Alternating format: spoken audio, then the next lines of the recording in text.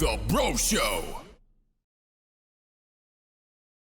And welcome to the Bro Show, where we talk about everything and anything and try to make sense of what's happening. Good morning, mga Mega Mixers. This is your professional barkada. Magandang umaga. My name is DJ Dudes, your true Manila man, and I am with the bros, starting with You Had Me at Hello, the Professor Matt Lester Mattel. Prof, good morning to you.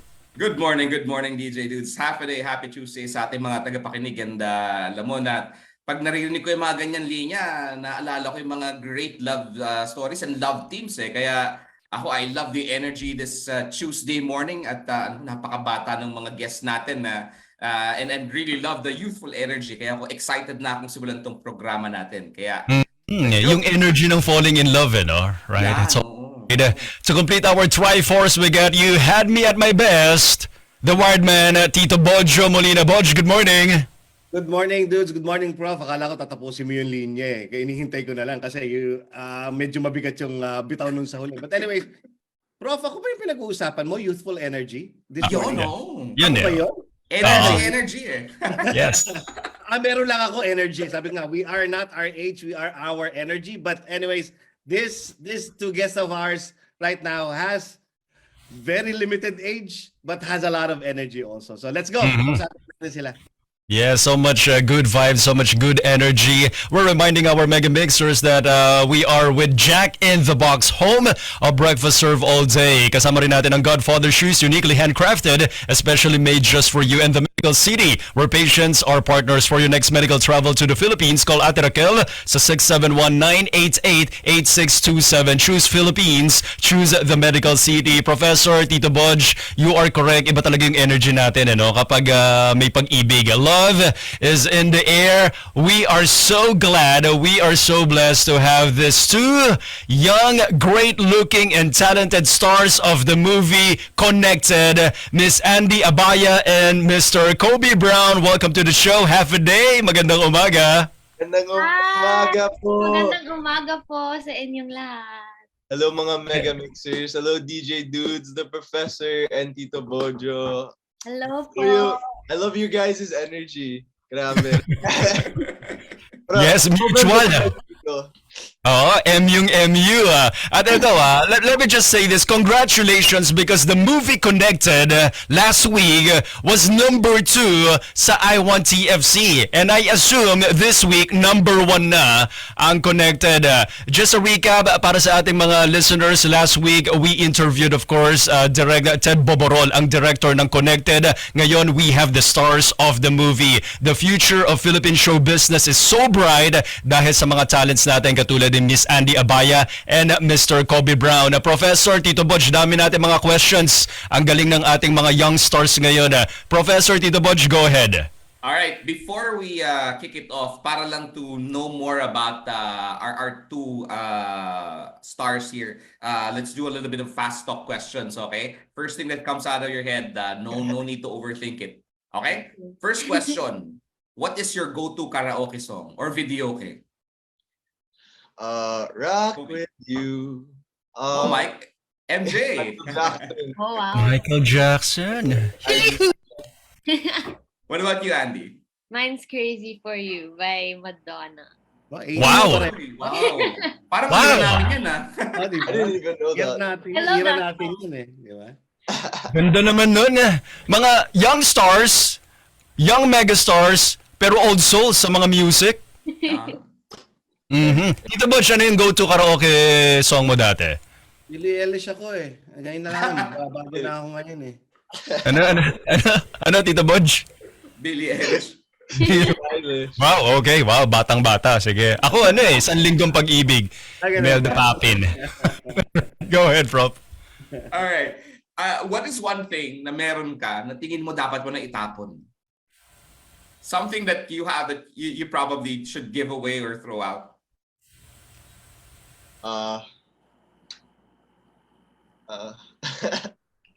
My overthinking.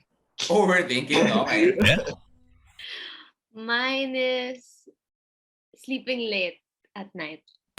Okay. Sorry, You guys are guys. young. Habits. Habits. Habits, yeah. Oo, habits. Okay. Ano ang pinakamasarap na palaman para sa inyo sa tinapay? Pinakamasarap na sandwich? Nutella. Yes. I'll vote for that. British ako, so we have butter and the strawberry jam. Oh, I love that. Mm. That's what I have. Yun ang combo. Yeah. Yes, best combo. All right. Next question. Ano ang pinaka nakakatakot na hayop para sa inyo? Animal you're most afraid of. Can be an insect. Can be like a scary reptile. Ipis. Oh, ipis. Okay. Which one? The crawling one or the flying one? The flying one especially.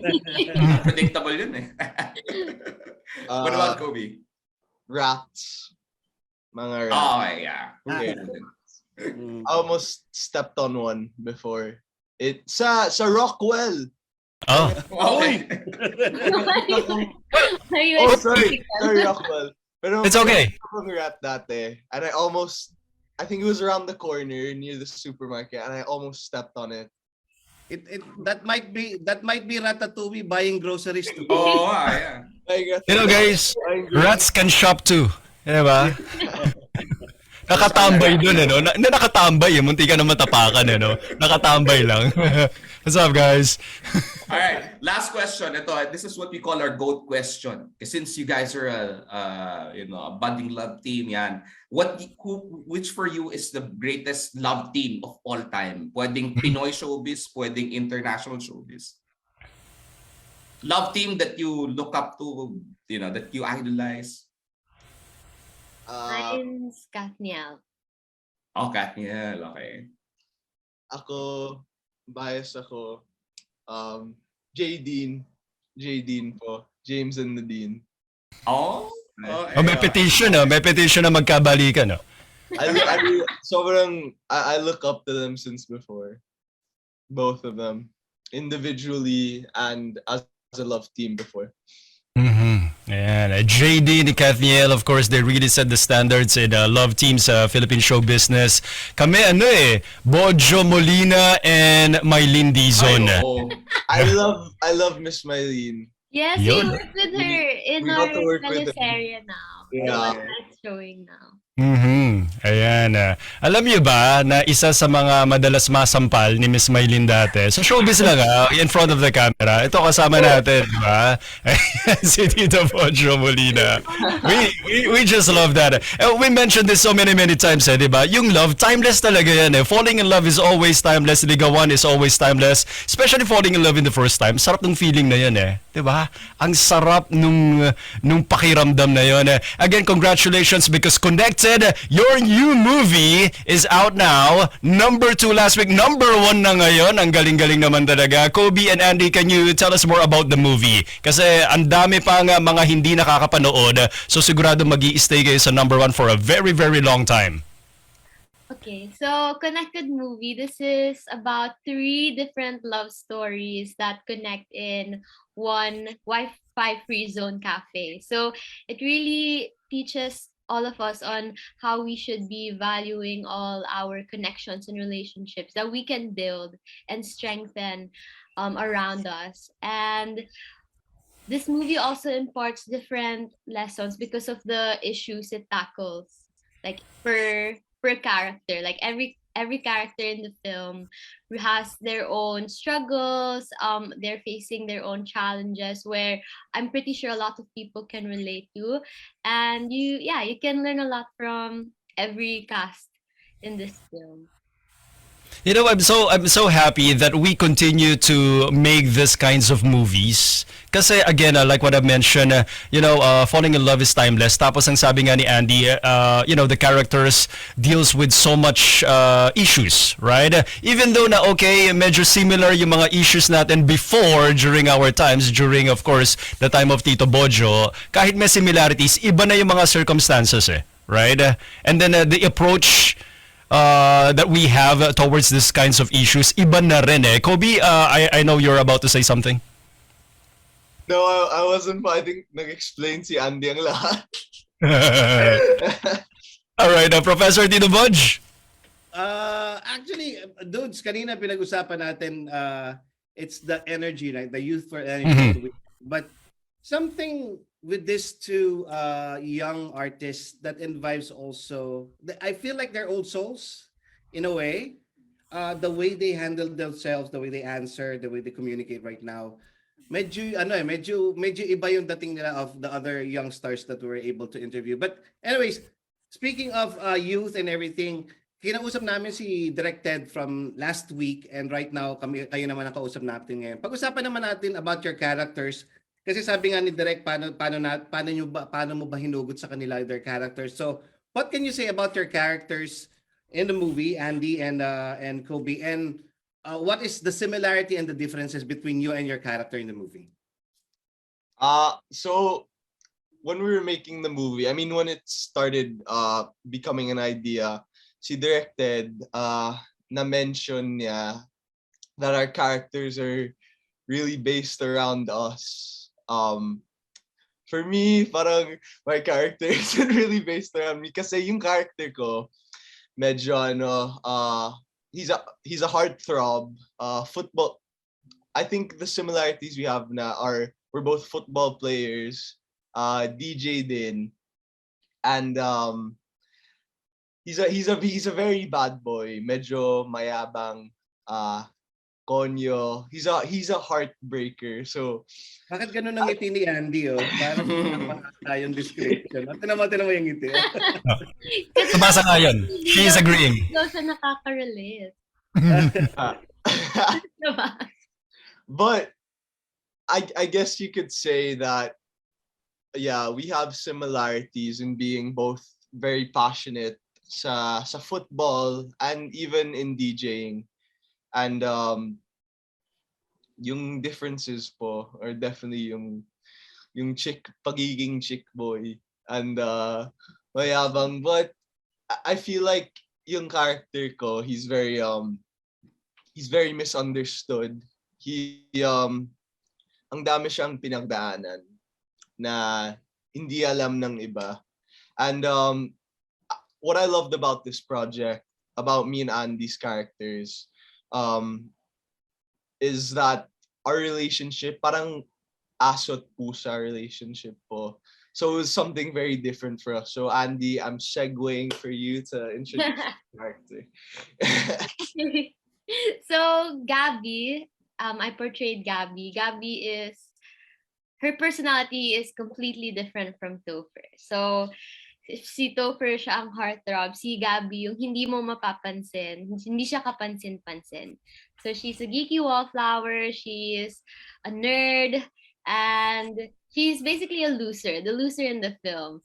So she tries to fit in sa popular crowd. She changes who she is so that mapansin siya ni Topher because she is like a fangirl of Topher. And I guess those are factors that show that si Gabby, she's somewhat insecure and she has low self-esteem. She doesn't really have confidence in herself, and those are the characteristics that I could relate to my old self. I could relate my old self to, because I remember I used to be so I used to be stuck in my comfort zone. I couldn't even step out of it because I'm shy. I don't really feel confident about myself before.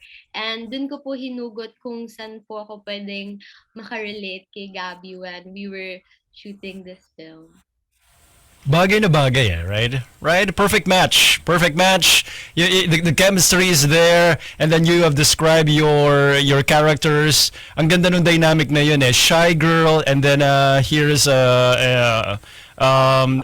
sort of like an aggressive guy, di ba? May nasabi si Kobie kanina, heartthrob, di ba? Athletic, something that we can relate, really, Kobie. Yeah, something that we can relate, Professor can relate, Tito Budge can relate, kasi yan yung mga pangarap namin dati. Pangarap lang namin yan. But Tito Budge, you said something really good.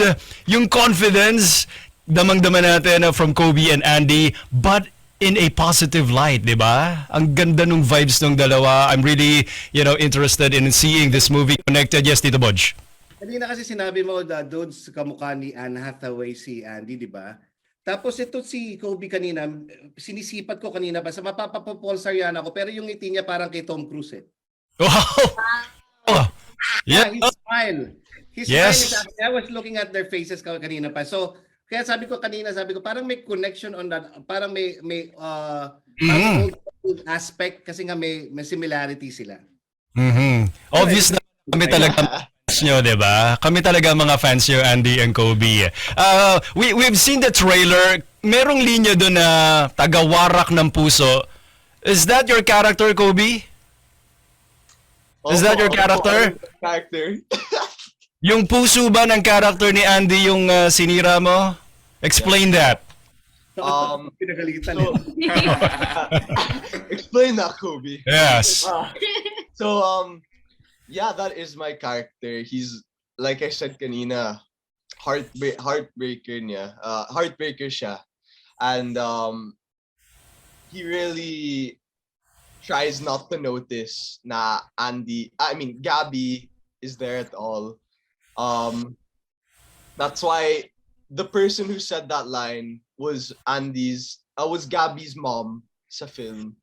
So she's basically like telling her like, oh, he's bad news and all that. Don't go for him. He's just gonna break your heart. And like I said kanina, this is something that it was definitely a challenge for me to play this type of role, because I mean, in real life, I'm really not like that with Andy. Like, we really, I know, I mean, I get kilig by Andy, especially sa set. So, kailangan ko iwasan yung kilig po. I had to take that away. Just here as a person na I don't really want to get involved with. So, definitely a challenge po. What a person you really don't want to get involved with. Is that what you said? Okay. Okay, Andy, what can you say about that? Well, I feel like Gabby kasi she's kind of blinded by love, and she puts it in a pedestal kahit ang red flag na niya. So maybe it's also Gabby's like mistake on pushing it. Now you shouldn't like change yourself for love. You let love find you. And yun, kaya I just to add to what Kobie said, na even direct dad would tell him not to get kilig. Dapat diring-diri siya sa character ko. Pero in reality, kinikilig talaga. Di ba? Right, Professor? I was about to ask that question, like, well, how being former housemates, how did that influence your being connected in the movie? It seems like parang it sort of made you a bit challenged kasi nga that connection, that kilig was something that you were trying to fight off kasi that's not in your character, right? Opo, definitely a big challenge, especially na, you know, love team kami, and we almost see each other every single day. So definitely a challenge, but something na directed really helped us work on. Kahit ano, close kami. And we know when we're on set na we have to take it seriously kasi it's our job, and minsan we just stay away from each other, like especially during the really hard scenes. We wouldn't talk to each other, but at the same time we support each other naman, and there's little ways to do it so we can make the scene amazing and very beautiful. So yeah, definitely a challenge, but we got through it. I'm sure this is great. I'm sure that, especially our young viewers can relate to your characters. Sigurado meron kaming bagong susundan na love team ngayon, Kobie Brown and Andi Abaya. Let's go back to Tito Bodge. Tito Bodge, I mean, you really have set, you paved the way for young stars, lalo na sa mga love teams, di ba? What can you say? Ito nga, lumalabas na naman yung mga words of wisdom ko. The love aspect on a love team could be just manufactured or great. Kumbaga, hindi naman sa fake pero pwede mong gawin yan. Pero the word that you guys are talking about, the kilig factor is that never lies. Kapag may kilig kayo sa isa't isa, that will bring you to that level of Jadine and Katniel. So keep that kilig. Pero may question ako, of course. Kay Kobie, saan ka kinikilig kay Andy and vice versa? And Andy, saan ka naiinis kay Kobie and vice versa? Kasi kailangan balance yan eh. Yung kilig at inis, it's parang peanut butter and tinapay yan eh. It's like butter and strawberry jam eh. Pag nag-mix yun. Kasi may alat at saka may tamis. So, saan kayo kinikilig sa isa't isa at saan kayo naiinis sa isa't isa? Let's go ahead with Andy first. Saan ako I'll kinikilig take this. si Kobie? For me, si Kobie... Kinikilig na si Kobie, oh. Tinan mo. Uminom na nga eh. Uminom na eh. Napainom. Kobie is really sweet kasi and really caring. So he would do these small gestures like help. Kunyari, we're walking, I'm walking up the stairs, he would assist me or he would help me with my things. So simple gestures like that, it makes me kilig if he does it. Kasi he has that initiative to, help me out. So yeah, yun. Yung question, saan ka naiinis kay Kobie? And vice versa nga. Ay, yeah. Sige. So ako, saan ka naiinis? Where am I annoyed from? Oh, okay. Sige. I'll answer, saan ako I answer mo kung may inis tsaka may kilig. Both of you will have answer may inis and kilig at the same time. You say the kilig first, then we'll say Yan. kilig after. Sa akin, I think I've always been kilig from Andy since the start of PBB. What is that? What is that? What is that kilig thing? I don't even know how to explain it, but she just makes me happy, like genuinely happy. She's so easy to just be around and talk to, and I've loved her vibes since before. She gives me this parang energy, this positive energy that I can't feel from anyone else.